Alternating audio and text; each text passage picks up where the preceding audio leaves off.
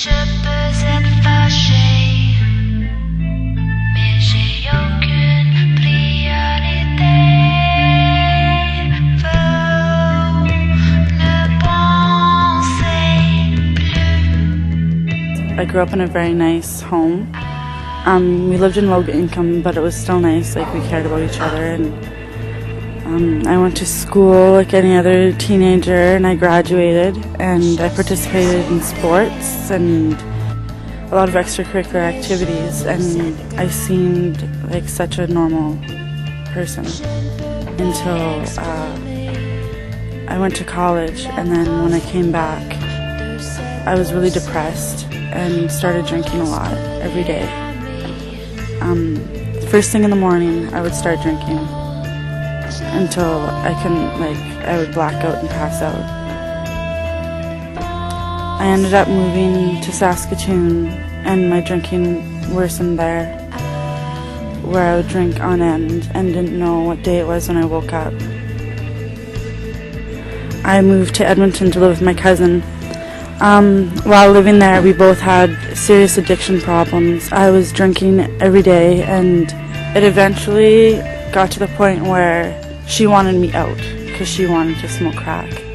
And the house I lived in didn't have any running water, and it was not a clean place to live, like, whatsoever. I came home one day to grab something out of the fridge, and when I put my hand down on the counter, it was about a centimeter away from putting my hand down on a used needle. And that was it for me. I packed up my stuff and went to the women's shelter. In the shelter, I was kind of an outcast because I wasn't the typical homeless woman or the street person. My methods of surviving were things I'd never done before. I lied, I would steal, and I would steal things from people's houses. I would steal anything I could, but I never stole from the other woman because there was some form of honor there. I felt that I wasn't trusted. I had a habit of coming back after drinking, and even if I wasn't drinking, the staff would assume that I was drinking and wouldn't let me in, and that really discouraged me and made me feel really down and worthless and unreliable.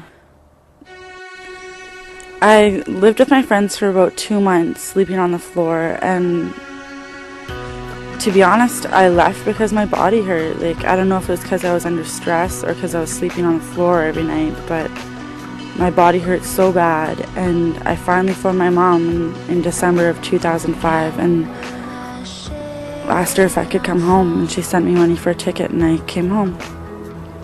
When I moved back to Yellowknife, I got a job at the Centre for Northern Families, and I believe they really liked me because I was insightful and I had experience with people living in poverty and people living on the streets, and because I was a homeless youth at one point. It's hard to give advice to people in this situation because every situation is different, and what worked for me may not work for other people. For me, and I think for a lot of people, it's all about self-esteem, just really knowing who you are and loving yourself and knowing what's right for you. I'm Diane, and I'm one face of poverty.